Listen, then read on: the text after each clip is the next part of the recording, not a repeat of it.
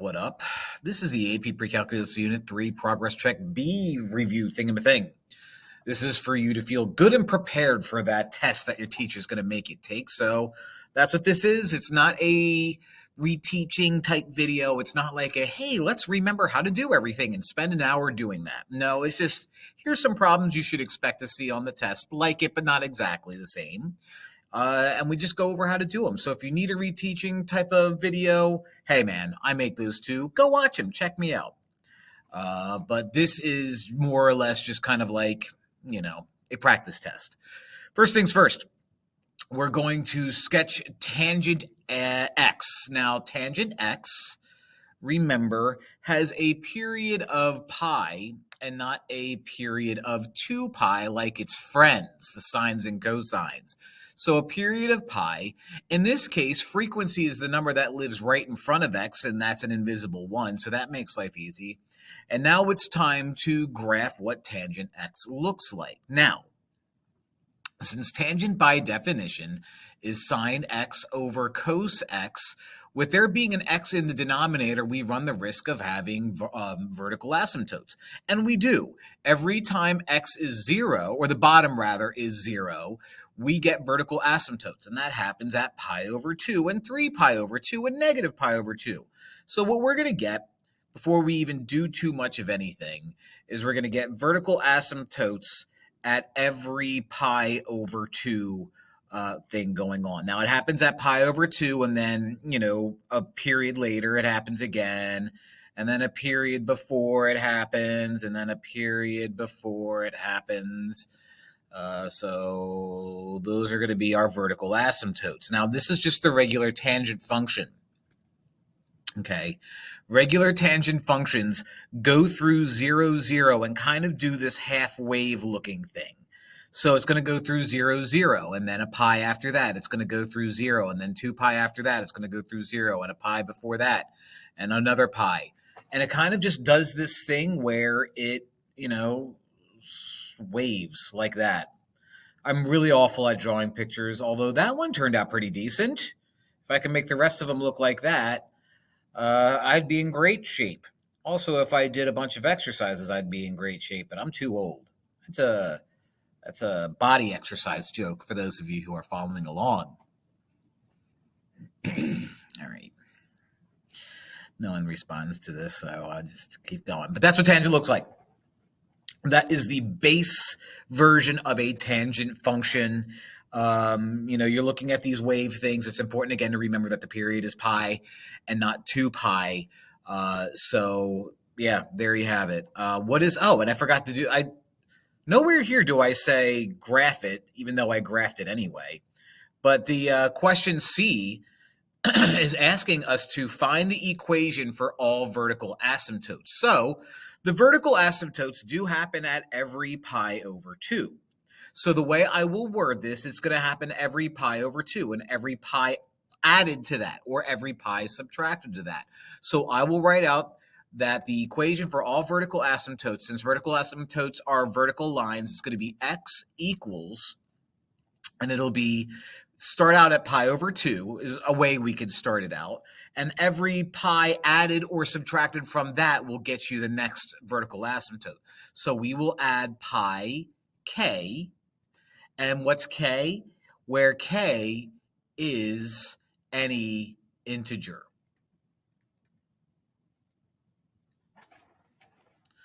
Okay, so x equals pi over 2 plus 0 pi. That would be u. If k was -1, then it would be minus pi. So that would be u. If k was regular 1, it would be plus pi. So plus u, and that would be u, and blah, blah, blah, blah, blah, blah, blah. Okay, you're going to see a few k's in this when we're coming up with equations for maybe vertical asymptotes, maybe inflection points. It really all depends on what we're being asked to do. But when we're dealing with things that are periodic, you usually have a starting point and you add like a something k, like a 2 pi k or a pi k or whatever it is that we're dealing with. All right, now let's graph something much worse than what we graphed. Now, This looks more like the sinusoidal functions that we're used to from like sections 3, 6, where it's like, y equals a sine b x minus c plus t. But we're going to focus on a tangent point of view. So y equals tangent with an a in front of it, parentheses, b x minus c, close it, plus d. All right, now that I have that written like that, this doesn't look like it. This is not the same.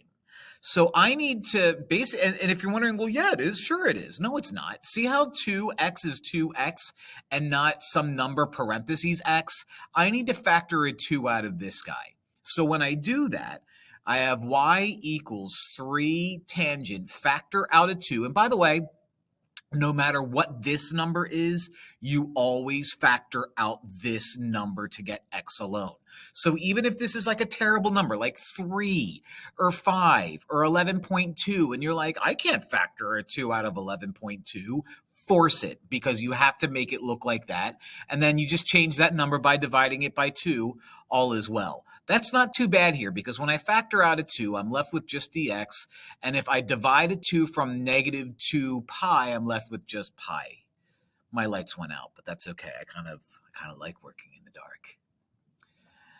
I was born in the shadows. Bane. Plus 2. It's from a Batman movie. All right, what do I have? Now when I compare things, you're my A. And by the way, if you're thinking A, amplitude, no, there is no amplitude. The amplitude is half of the height of everything. Tangent doesn't have a height. It goes on forever. Basically, this just tells you how skinnier, how it goes. The larger the number, the skinnier it kind of feels as you make your graph. So that's what this is. So if you're thinking amplitude, that's cute, but you're wrong. B is the frequency. The frequency is 2. C stands for the phase shift, also known as the horizontal shift. Okay, so negative c matches up with negative pi, which means positive c is positive pi, which means it's a positive horizontal shift, which means you go to the right pi. D is normal. That stands for vertical shift, and in this case, since it's 2, you go up 2. Okay, now the period in this case is found very similarly to doing sine and cosine stuff. And with sine and cosine, you would say the period is 2 pi over the frequency. But in this case, since this is tangent, it's not going to be 2 pi over the frequency. It's going to be 1 pi over the frequency, because, tangent deals with 1 pi instead of 2 pi, like what we're used to seeing. So this is going to be pi over b, which is pi over 2. Very simple math. What are the shifts? Well, we kind of already said it. We have a horizontal shift of positive pi. I know most of us would view that as right pi, but the proper AP lingo is a horizontal shift of positive pi, and some teachers call it a phase shift. It's the same thing. Vertical shift of positive 2. There you go. There you have it. Okay. So when I graph these, normally my graph starts out here. It hits a brick wall at pi over 2. Here it hits a brick wall at negative pi over 2. Well, now we're starting it by going right pi and up 2. So that is our brand new origin. What's going to be super annoying about this, and I can't draw shapes, unfortunately. Can I? No. So what's going to be super annoying about this is the period is now half a pi, which means my entire graph has got to fit in a little span that big. Okay, so if my graph is supposed to go and start up here and go down here, it's got to kind of like get squeezed in 2 units of space. So these are 2 vertical asymptotes. 2 spaces later, more vertical asymptotes. Let me get rid of this because I don't need this anymore. So 2 spaces, vertical asymptotes, vertical asymptotes, vertical asymptotes, vertical asymptote. I bet you're all thinking, oh, this guy keeps repeating himself. He's the vertical asymptote. Please don't report me. All right. So the first graph, right? And by the way, what 3 does, again, we're still going to have shapes that look like this, just like we saw in the previous slide. But since it's 3, it's going to kind of get skinnier. So it's going to maybe come up and curl and hit and go like that. Okay, so something along those lines. Now, this process happens at every dot. Okay, every dot here. Okay, where we kind of have, it's concave down, boom, concave up. So we have our inflection points. I'm foreshadowing right there. So inflection point, inflection point, inflection, inflection, inflection. I know what you're all thinking. This guy's a real inflection point. Let's just do that. Let's just do that. Let's just do that. Let's just do that. That.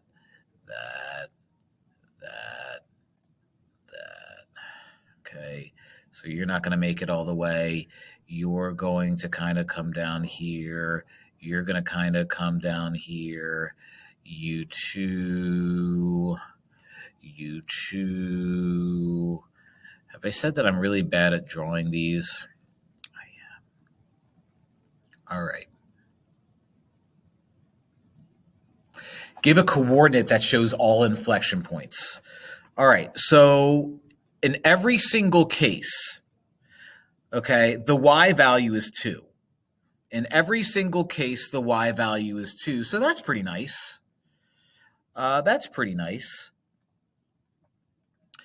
But we start out at like pi over 2, and then half a pi later, we have another one, and then half a pi later, we have another one. So basically, if you're thinking of the last problem and thinking, well, then let's do pi over 2 plus pi k again, similarly to what you had before. You could do that, or you could just write it out as pi over 2 times k, where k is any integer again. And so this would be like 2 pi over 2 is, oh, wait, no, it's any even integer. Right? No, wait. So wait, hold on. Let me think. Hold on. 1 pi over 2 works. 2 pi over 2 works. Nope, I'm good. I'm overthinking it. 3 pi over 2 works. Nope, we're good. K is any integer. Forget what I said. Delete the last 30 seconds of the video. But there is a coordinate that shows all the inflection points. Yeah. Pretty neat stuff, huh? Pretty neat stuff. All right. Sketch secant x minus pi plus 1. All right. First things first. Secant x is the same as 1 over cos x. So what I'm going to do is when you graph secant or cosecant, what you do is you graph its reciprocal as a rough draft, as a basis. Secant and cosecant, when graphed, look like these alternating parabola-looking things. Okay, that's what it's going to look like. But the way we know exactly where stuff goes is we create its reciprocal form first and then use the reciprocal form to kind of help us make the actual form. So when I say the reciprocal form, I mean I'm going to create a rough draft, like a blueprint that is going to follow these rules. 3 cosine x minus pi plus 1. Now, again, what I draw here in red is absolutely not my final answer. It's the rough draft that will help me guide what this is going to look like. Okay, this gives me an amplitude of 3. My frequency is an invisible 1 living right there, which means my period is going to be 2 pi, because if the frequency is 1, the period is 2 pi. I'm going to have a positive horizontal shift of pi, which means I go right pi, and I'm going to have a positive vertical shift of 1, which means I go up 1. Okay, so I'm going to start writing out cosine, write pi up 1. Okay, so I'm going to view this as my new coordinate. Now, cosine starts at the peak and then works its way down. Okay, which means in this case, since my peak or my amplitude is 3, it's going to start up 1, 2, 3 above it here. Okay, so this is going to be my rough draft that you're going to see. Since this still has a regular period of 2 pi, it's going to repeat again 2 pi before and 2 pi after. Okay, so this is going to be a regular cosine. So it's going to come down, hit there. It's going to go down 1, 2, 3, and over, and then make its way back. Similarly, this goes down, hits there, goes down 3, hits there, goes up 3, goes up 3, repeating the process, over half a pi, down 3, over half a pi, down 3. Okay, let me get rid of this red dot that represented my starting point. Okay, what I'm about to draw here in red is not my final answer. It's my rough draft. So I'm going to dash it. Let me make this look better. That looks pretty bad. I'm going to dash it, which is what I do to my food when I order it.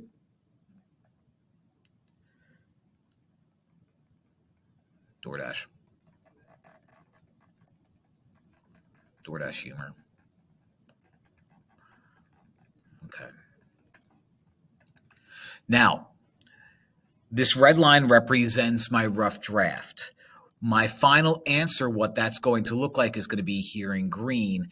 It's parabolas that basically go through certain things. Now, before I do that, let me draw out in blue the vertical asymptotes. If you're thinking vertical asymptotes, why? That doesn't look like it should have a vertical asymptote. My midline tells me where cosine of x is equal to 0. So if I were to draw an invisible midline here, cos x equals 0 right here, which means if secant x is 1 over cos x, 1 over cos x gives me vertical asymptote. So I'm going to draw that to help guide my parabolas. So every time I hit what appears to be an inflection point, because it is an inflection point, it's going to be a vertical asymptote. So let me draw that out. And then my final answer, I'll make it nice and purple. Okay, parabola that looks like this, parabola that looks like this, parabola that looks like this, parabola that looks like this, parabola that looks like this. Okay. That's how secant is done. That's how cosecant is also done. If we had a cosecant problem, which I don't think we do. I don't think we do. Let f of x equals 3 sine x on interval negative pi pi. Let's move my face. Let's move my face. All right, so in order to graph this one, right, graph f of x, it's easy. You know how to graph 3 sine x? Sine starts at 0, 0, goes up to 3 and down, and then repeats every 2 pi, which means repeats every negative 2 pi, which means that's the wrong dot. So let's put the dot right there. It goes up to 3 at half a pi, then hits again, goes down to negative 3 at another half a pi, repeats, which means this goes down to negative 3, hits the x-axis, this goes up to positive 3, and sine just looks like a sine curve. How nice. There it is. I'm trying to make it sketchy to hopefully make it look better. That's starting to look decent. After making like so many videos, I don't know why it took me until this very moment right here, this very moment to realize, hey, if I just kind of squiggle it, it looks better. Except up to this moment right here, that doesn't look good at all. But I did it. Now find the domain and range of f of x. Well, if you look at the graph and the graph only, you would say, yes, the domain is everything.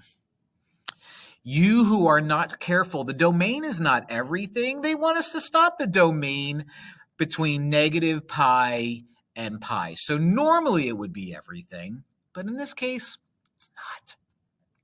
Now the range is all of the y values that this covers. So since this bottoms out at negative pi, or negative 3, and touches negative 3, it's going to include negative 3. And since this peaks out at 3 and touches 3, we're going to include 3. Easy peasy lemon squeezy.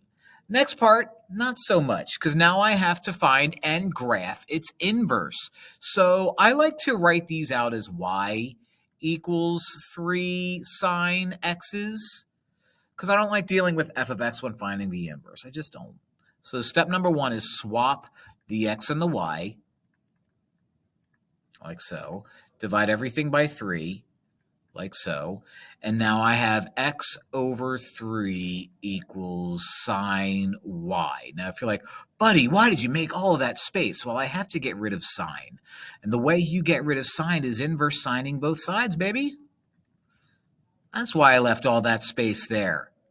So the inverse sine of x over 3 is equal to y now that these are done.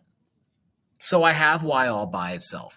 So writing in its form that it's supposed to be written as, since y equals the inverse sine of x over 3, f inverse of x is now the inverse sine of x over 3. Now this is the inverse of f of x. The next question is for me to find the domain and the range of its inverse. Well, the domain and range of an inverse is just flip-flopped. In other words, the domain of an inverse is the range of the original. So the range is going to be negative 3 to 3. And the range of the inverse is the domain of the original, negative pi to pi. So when I graph this, all right, I'm cutting myself off like kind of here at negative 3, okay? So I'm cutting myself off at negative 3 and also at positive 3. And if you're like, well, why did you choose that line and not on the line? Because pi is 3.14. So if I'm cutting myself off, I'm going to cut myself right before 3.14. I'm also peaking out at pi, which is going to be kind of like right around here, just above 3 and just below negative 3. Okay, now this is a mirror image along the y equals x line. So if I were to graph this in green, I haven't done green yet, it's going to kind of look like sideways this. So if you're like, that kind of looks like tangent, you're right, it does kind of look like tangent.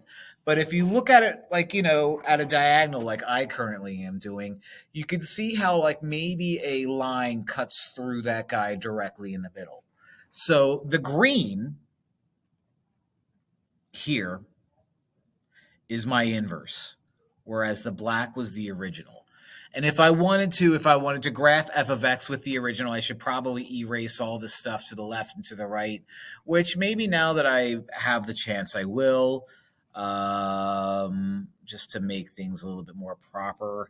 And this way you can kind of see a little bit better that reflection process. Not that it's perfect, but it's okay. It's okay. All right. Now what? Write each as a single trigonometric function. All right. When you are given stuff like this, you are always dealing with some type of sine formulas or trigonometric identities, or maybe just, not even trigonometric identities, but reciprocal functions. So what I like to do is I like to write everything in terms of sine and cosine. So you're already sine. That is an eraser because the eraser was the last thing I did. So you're already sine. So I'll write you as sine x. You're cosecant. So I'm going to multiply by 1 over sine x. That's going to be all over cos x. Sine x times 1 over sine x cancels each other out. And now you have 1 over cos x, which is the same as secant x. Now it's written as a single trigonometric function, easy peasy, lemon squeezy. Now, sine 2x is something that hopefully you have memorized. First things first, tangent. Tangent is sine x over cos x. Sine 2x is 2 times sine x cos x. So what happens here? The cos x over the cos x cancel each other out. Sine x times sine x is sine squared x. So we end up with 2 sine squared x. And that's my answer.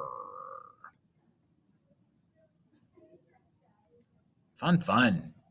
Fun, fun, fun.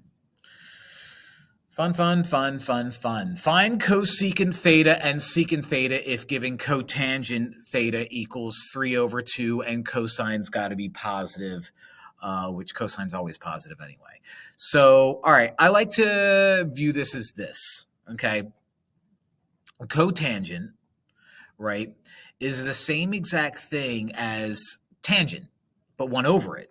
So if cotangent x is 1 over tangent x, doesn't that just mean that this is the same thing as cosine x over sine x? It does. I don't know why it took me a minute to think of that. So what that means is cotangent theta. Usually when we look at like sine, we think like r over x, or y, and if we're thinking cosine, we think r over x. Well, now we can think of cotangent as x over y. So 3 over 2 is the same as x over y. So if I were viewing this as unit circle thoughts, which, I'm just going to be a little creative here. Okay, unit circle thoughts. Okay, my cotangent, which is 1 over tangent, is basically like the reciprocal of slope. And it's positive, which means I'm living in this territory. Okay, so maybe I have like a point like right there. So I don't care about my radius. What I do know is that the x value is 3 and my y value is 2. Okay, my job is to find out what cosecant is and secant is. In order for me to do that, I need to find out what my theta is too, and I need to do that also, not my theta, but I need to find out what this r is. So even though a second ago I said that the radius doesn't matter, it kind of does. The way you find the radius is Pythagorean theorem. R equals the square root of x squared plus y squared. So r is going to equal the square root of 3 squared, see, plus 2 squared, which is the square root of 9 plus 4, which is the square root of 13. So the hypotenuse is the square root of 13. So cosecant theta is the same as 1 over sine theta. So I have a thought bubble, and I'll have my thought bubble over here. Okay, thought bubble, boop, boop, boop. Oh, wait, my head's right here. Oh, I have an idea. Oh, check this out. Watch me being clever with my video making skills. Okay, here's my thought bubble. Here's my thought bubble. Boop, boop, boop, boop, thought bubble. Computer cookie. If you know what that is, leave a comment. No one knows what that is. It's Uncle Grandpa. Sine x is y over r.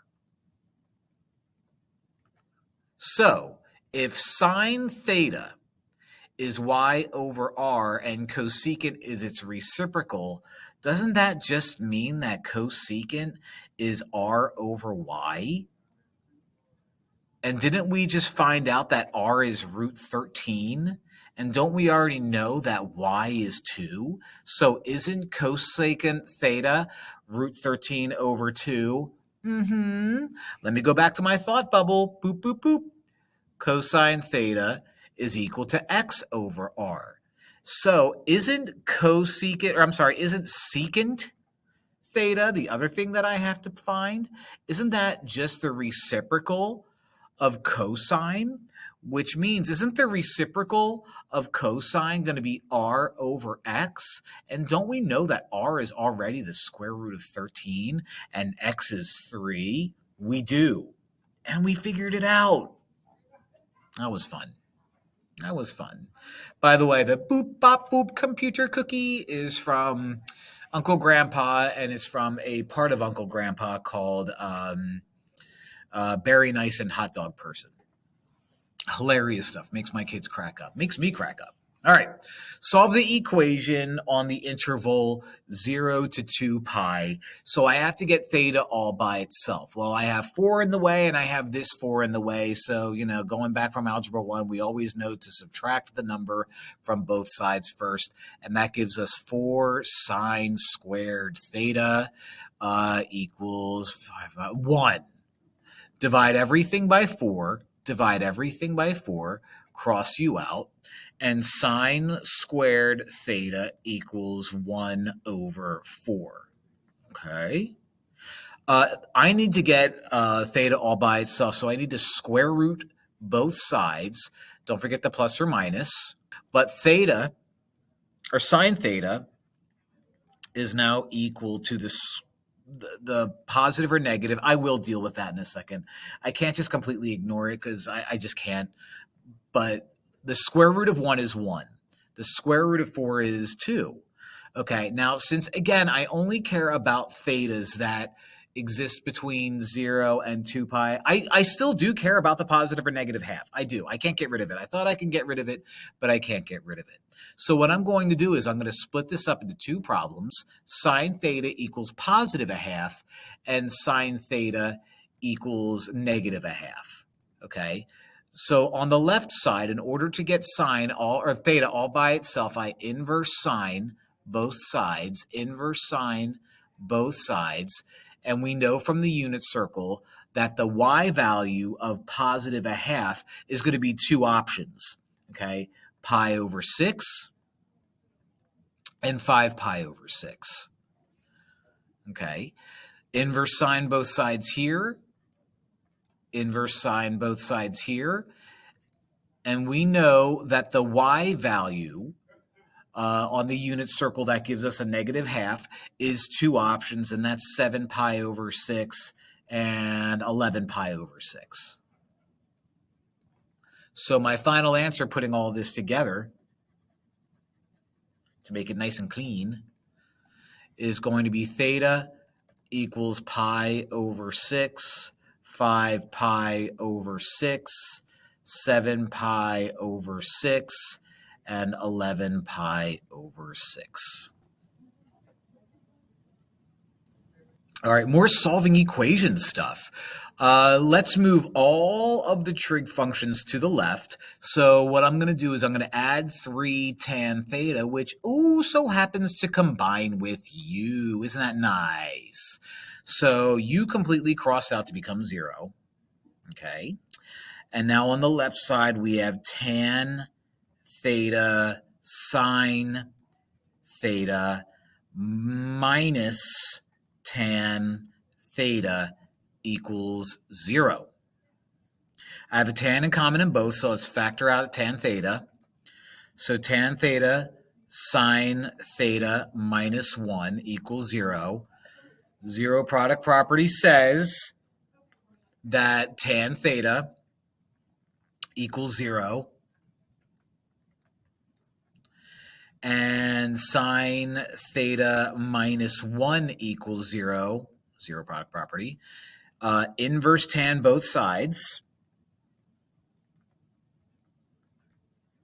Didn't give myself near enough space for that one. Basically, this is asking you for when is tangent 0? In other words, when is the slope 0? And that happens at 2 spots. Actually, 3 spots, because I included this. It happens when your angle is 0, it happens when your angle is pi, and it happens when your angle is also 2 pi. Okay, that's when your slope is 0.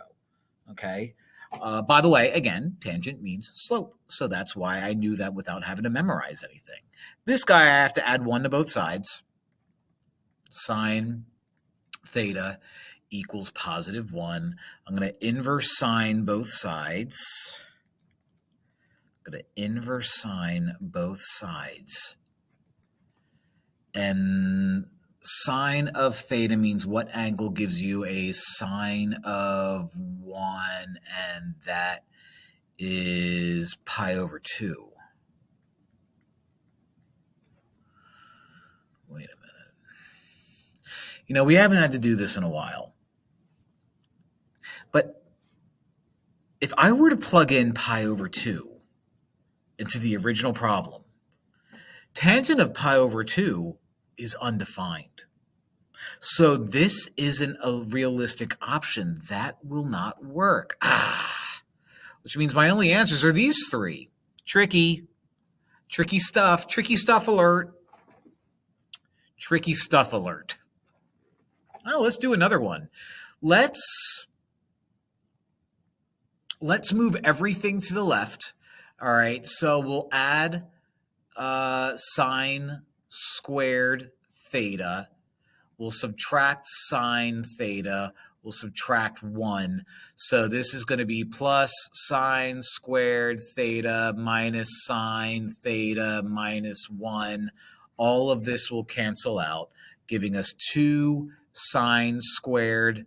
I was about to write out an x, but it's theta, so let me redo that. Sine squared theta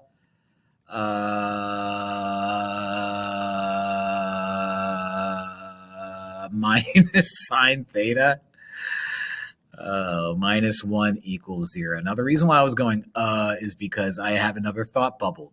Bloop, bloop, bloop, bloop. If I close my eyes and just make believe that sine theta is a, don't I have 2a squared minus a minus 1? And doesn't that give us 2a? Let me think. Plus 1, a minus 1. When I factor that out, it does. But instead of a, I have sine. So this factors out to 2 sine theta plus 1 sine theta minus 1 equals 0. All right, thought bubble, you were fun, but I don't need you anymore. No, my imagination. I don't know if anybody really laughs at these. I'm going to use zero product property again. Set each of these equal to 0. So 2 sine theta plus 1 equals 0. And sine theta minus 1 equals 0. Subtract 1, cross you out. 2 sine theta equals negative 1. Divide by 2. Sine theta equals negative 1/2. Inverse sine. Makes the thetas go away, or the signs go away. And the two numbers that I get, that it was a y value of negative 1/2 is 7 pi over 6, which means 11 pi over 6 as well. All right, so those are two possible answers. Now I'm going to go over here. I'm going to add 1. And sine theta equals 1. I'm going to inverse sine both sides.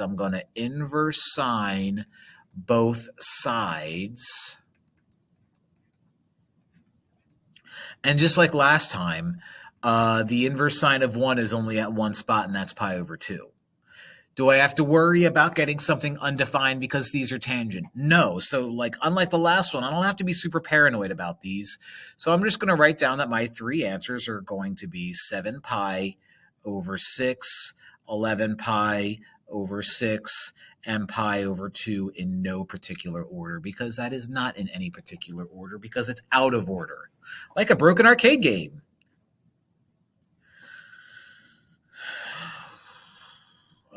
Find the exact value of cosine 5 pi over 6. Okay.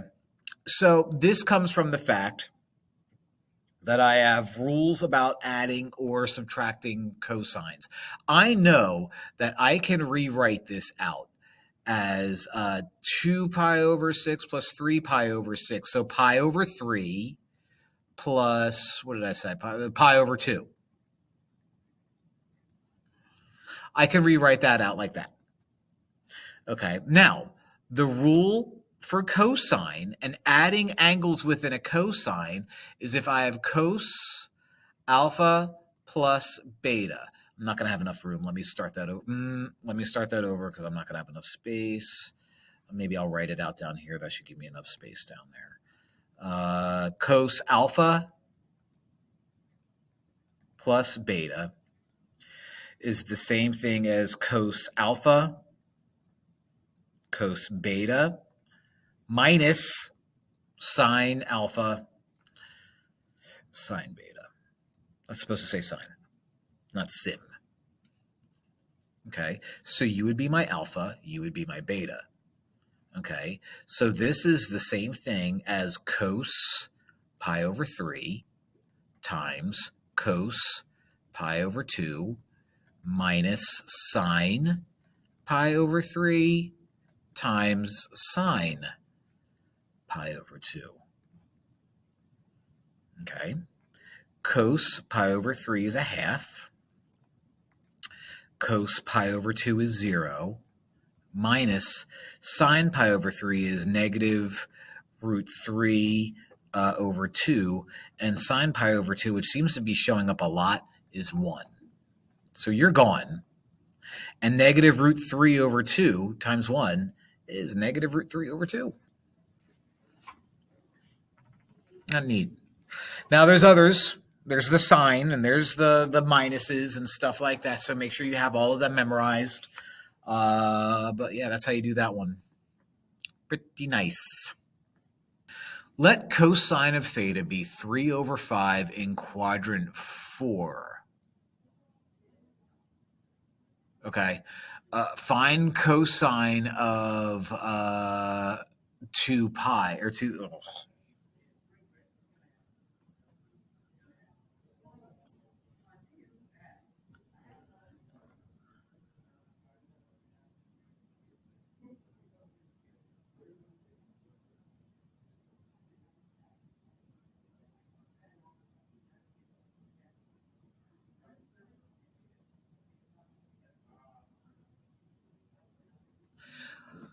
Let cosine theta equal 3 over 5 in quadrant 4. Find cos 2 theta. Well, I know cos 2 theta can be written out as 2 cos squared theta minus 1. Now, how can I relate that guy to the information I'm given? Ooh, I can rewrite cos squared theta as cos theta squared. Now, since I know that cos theta is 3 over 5, I can make you 3 over 5. Like that. Don't forget to square it. That changes everything. 3 times 3 is 9. 5 times 5 is 25. Subtract 1. This becomes 2 times 9 is 18. 18 over 25. And rather than saying minus 1, why don't I subtract 25? Or, 25 over 25 because that gives you the common denominator. Negative 7 over 25 should do the job. Neat. Neat. Given the complex number here, graph on an imaginary axis. All right, so imaginary axis looks like a regular coordinate plane, but your real axis is your x and your imaginary is your y. So graphing this here, let me think, root 3 is like 1.7-ish. So let me go out to like 5, 1, 2, 3, 4, 5, 1,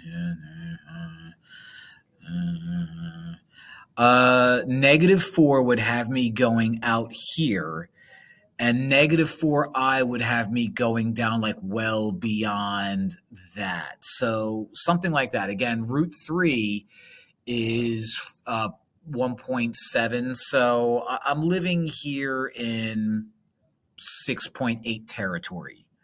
Okay, but what you do is you graph this going left on what seems to be the x-axis because this is your real number, and you go down because that's negative on what seems to be the y-axis because that's your imaginary number. And again, root 3 is the same as 1.5, so you're going to go down 4 times 1.7, not 5, which is like 6 point something-ish. Okay, so if I were to graph that a little bit better, maybe scooch that down a little bit, that might be a little bit more accurate. Now, if I want to rewrite this in its polar form, it's the first time we're talking about polar things for the first time today, redundant. What you're going to do is you need to write it out as this. So I need to turn this into stuff with r's and thetas and stuff. Well, how do I find r? Well, r is very, very, very similar. I mean, r is the distance from 0, 0, the pole, to that dot right there. So if you're thinking, well, wait a minute, that's kind of like finding the radius for a unit circle. And the way you would find the radius using a unit circle is kind of like Pythagorean theorem. So the same thing is going to happen here. You're going to have r equals a squared plus b squared. U would be my a, and u would be my b. So -4 and -4 root 3. So let me be careful. -4 root 3, because boy, would that screw things up. All right, so r is going to equal -4 squared plus -4 root 3 squared. Okay, so big square root of 16 plus -4 times -4 is 16. Root 3 times root 3 is 3. So 16 times 3 is 48. No way. 16 plus 48 is 64.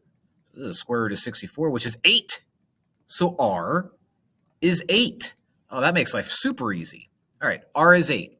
Now I need to come up with theta. And if you're thinking, well, wait a minute. Isn't like going left like an x and going down like a y? It isn't tangent of theta, x over y or y over x. And if you're thinking those things, you're absolutely right. So we're going to do theta equals the inverse tangent of usually x over y, but we're going to do b over a. So the inverse tangent of b over a is going to be the inverse tangent of negative over a negative, so -4 root 3 over -4. The negative and the 4's cross out, leaving you with just the inverse tangent of root 3, which is pi over 3. So theta is pi over 3. R is 8. So now I can write it in this form. If r is 8, I have 8 cosine pi over 3 plus 8i sine pi over 3. Polar complex numbers. Polar complex numbers. Super fun. What's not super fun are these. Actually, this is not so bad. This is not so bad. All right, we have 3 different types of polar looking graphs. Okay, without looking at the picture. So I'm going to pretend I'm going to go like this. I'm not going to look at the picture. When I see stuff that looks like that when it's adding to a sine or a cosine for a polar graph, that's a limaçon. It's like supposed to be some weird looking C thing. I don't know. That's supposed to look like a heart or like a bumpy thing. Okay, that's what that is. When I have a number times sine theta, that's just a circle. And when I have a number times cos 3, that's a flower with 3 petals. Okay, so this guy is going to be the heart-looking thing. You are going to be the circle, you, and you are going to be the 3-shaped rose-looking thing. So try to memorize these forms. Try to memorize, again, when you, and let's go with the simplest guy. A number sine theta or a number cos theta is a circle. Okay, if it's sine theta, then the circle starts at the y-axis. If it's a negative, then it starts at the bottom y-axis. If it's a cos, it starts at the x-axis. If it's a negative, then the negative cos-axis. Either way, 3 sine theta is a circle. When I add a number to it, or subtract a number from it, it takes a circle and makes it look like this heart-looking thing. Okay, there's also one where it's like kind of just like dimpled, just like that. That's called a dimpled cardioid. So that's what happens when you add a number to it. When you multiply a number to the theta, that's when you start introducing pedals. Now, if the pedal is an odd number, you're going to have that many pedals. So that's why this is 3 pedals. However, if this was 4 theta, you're going to multiply that number by 2, and you're going to have 8 pedals in that case. Okay? So try to memorize what these look like so you don't have to do what I'm about to do here, which is a god-awful nightmare. All right. I'm going to do this problem and oppose my own directions. I know I say make a table, but I'm not going to make a table of values. And here's why. I just showed you what these guys look like. I know what this is going to look like. I know that this is a rows. I know it's going to go out to 4s. I know it's going to have 4 pedals because this is 2, which is an even number. 2 times 2 is 4. So 4 pedals. So I have an idea that this is going to look like something like this, but I don't know exactly what goes where. So rather than me going insane, making all of these values, I'm just going to graph 4 sine of 2 theta over 2 pi. All right, so there's 2 pi, there's regular pi, here's pi over 2. Okay, 3 pi over 2. So in between that, in between that, in between that, in between that, let's graph it. Now, that 2 theta means that my period is cut in half. So what's going to happen is I'm going to start up here at 4 and negative 4, and it starts at 0. It peaks out up here. It crosses at x over 2, bottoms out at negative 4 halfway between x over 2, which is 3 pi over 4. This is pi over 4, 3 pi over 4.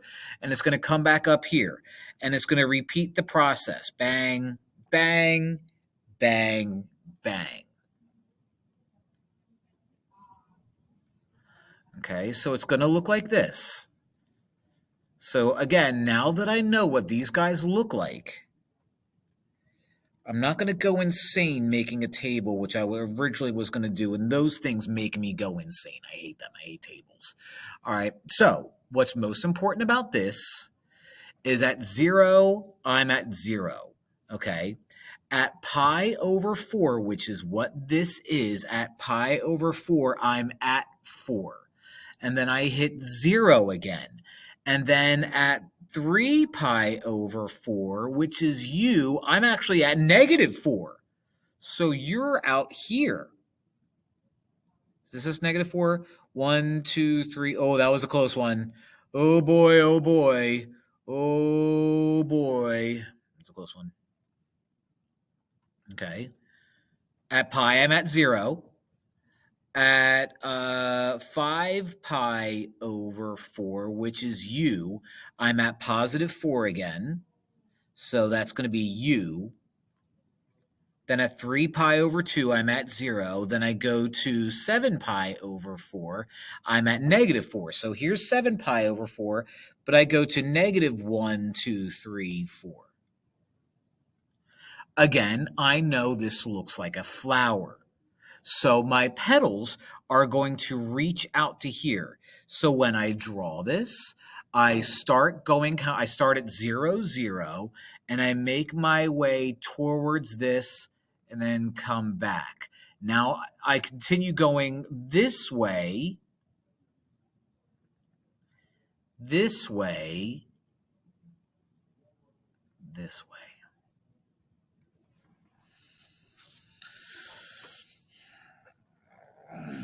Boy, do I hate those. Boy, do I hate those, but I did it. Imagine drawing a table, though. That would have lasted like 15 times longer, and I'm glad I did. Calculator. All right. Calculator problem. Okay, the height of a person riding a Ferris wheel is given by that gross thing right there. Feet after t seconds. What is the height of a rider after 32 seconds? So I just have to plug in 32. All right, so make sure your mode is in radians. It is y equals negative 36.77 cos 0.34. Instead of t, we use x. Close it. Plus 41.665. All right, what am I doing first? The height of the rider after 32 seconds. So I just care about going to my table and scrolling down to 32. So 32 gives me 45.905, and that's going to be 45.905 feet. 45.905 feet. When will the rider first get to 50 feet in the air? So I'm going to set that equal to 50 and find out where these guys intersect. All right, in order to find out where it hits 50, what I need to do is I need to set this second guy equal to 50 and find out where these two guys intersect. So second, well, let me graph it first. Let me graph it. I don't see 50, so let me go up and change my window along the y-axis to 40. So let's just delete the whole thing. 40 to 60. Okay. Now when we hit graph, we see what we need to see. Now we only care about the positives, and it's going to cross right there. So let's find out the intersection. 5. Let's move to the right so we can see the dot. There you is. Hit enter. Go to the right of that. Hit enter. And we are looking at 5.29253, blah, blah, blah. So 5.293. Didn't take long. 5.293 seconds. What is the average rate of change from the 10th second to the 20th second? So I'm basically going to take this guy, h of 20 minus h of 10 over 20 minus 10. So once I find out these guys, I'm just going to take whatever that number is, divide it by 10, and go from there. All right, so this last part is we care about finding h of 20 minus h of 10 all over 10. So let's get rid of the second guy so I don't have all the confusion. If I go to graph or table rather and find out what 20 is, 20 is going to be 9.639. And then if I go down to 10, we're looking at 77.214. So let's go out of this and type that out. 9.6973 minus 77.214, close it, divided by 20 minus 10, which is 10. And we end up with negative 6.75167, so negative 6.752. All right, so it was what? 9.6973 minus 77.214 over 10, which was negative 6.752 feet per second. Okay. Let r equals 2 cos theta minus 1 be a polar function, and y equals 4 cos 2x minus 1 be r in rectangular form. Makes sense. They're the same thing. Okay. Find r of 1.5 pi, which means I'm just going to go to this guy and replace x with 1.5 pi. So I'm going to do that right in my calculator. All right, so let's graph the rectangular version for funsies. 4 cos 2x minus 1. Zoom 6 or Zoom Trig. Let's do Zoom Trig so we can see some of the important stuff. Now I care about what happens at 1.5 pi. So let's type in secant calc and find the value at 1.5 pi. Hit enter. And when we do that, we get a number like negative 2.161. Negative 2.161. Find the maximum and minimum values of y. Now, I don't even need a calculator for this, okay? Because, again, this is the polar form. That's the rectangular form. So kind of like a couple problems ago where I let my curve show me how to make my flower. Well, now I'm going to just look at this and say, you have an amplitude of 4 and you go down 1. So if you start at negative 1 and go up 4, you peak out at positive 3 and bottom out at negative 5. So my maximum is going to be a y value of 3, and my minimum is going to be a y value of negative 5. Don't overthink it. Now I'm going to graph this on a graphing calculator. All right, last but not least, let's graph this guy on a polar plane. So let's go to mode. Let's change it from function to polar, go to y equals, and we'll type in 4 cos 2x, close it, but it's theta, minus 1. We graph, look how pretty it is. Look at it. Goes all the way out here, goes all the way over there. It's just so nice. But yeah, that's it. That's R on a graphing calculator. Fun stuff. Wasn't that just pretty? It was so pretty. So, all right. The purpose of this video was to get you ready for Progress Check 3B. Lots of sinusoidals, tangents, inverses, polars. It's a mess. But I hope it helps. So, yeah. Like and subscribe and all that good stuff. Thanks for watching. Love you all. Bye.